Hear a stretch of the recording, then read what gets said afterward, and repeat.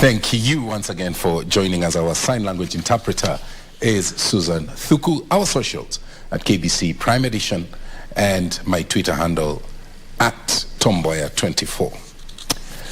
Let's begin with our lead story. And President William Ruto Tuesday led the nation to commit to God for divine intervention to overcome the many calamities facing the nation.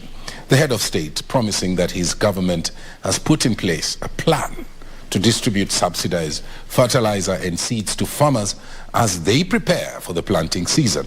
The president said as religious leaders do their part of praying, he will ensure that Kenyans get the best from the government. Ben Chumba reports.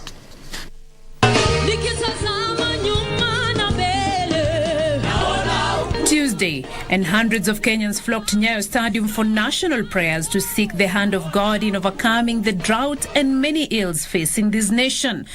I want to say, as a prophet of God in this land, no weapon that is formed against this land shall prosper. Every voice of a man that rises up against what God has done, we as the people of God condemn. We condemn the voices of division. We condemn the voices of them that are not satisfied with our systems. Religious leaders appealing for the masses from heaven to wipe out the drought that is decimating the country, causing untold suffering to millions who are now relying on relief donations for survival. Give to the Kenyans the zeal to work, the joy to work, that they may all come to a place of harvest. The congregation, joined by President William Ruto, his deputy Rigathi Gachagua, and the Prime Cabinet Secretary Musalia Mudavadi, all joining hands to pray for the country and seek heavens to open up. The Deputy President Rigathi Gachagua called on the church to continue praying for the nation as the government worked towards improving the lives of Kenyans.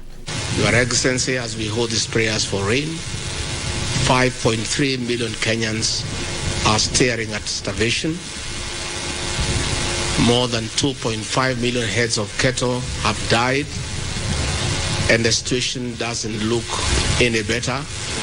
So the prayers today to intercede with God to give us rain are more than welcome. The president assured the nation that the government was working towards stabilizing the country's economy. A good man leaves an inheritance for his children's children.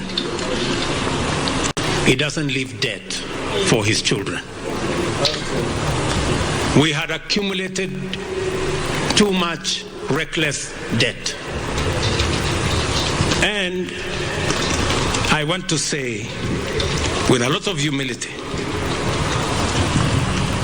that as Pastor Lai said, we will pay our debts. He hailed the church for taking its rightful role, saying the unity between the church and the leaders will see Kenya move forward.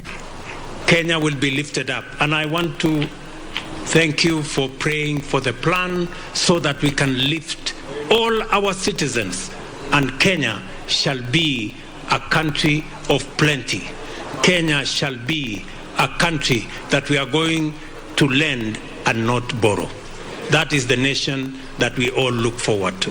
Na tunaamini Mungu atatujalia. The head of state called on Kenyans to ignore the naysayers who do not believe in the capability of the government to deliver on its promises, saying with the goodwill, Kenya was marching forward. Beatrice Gatonyangetich,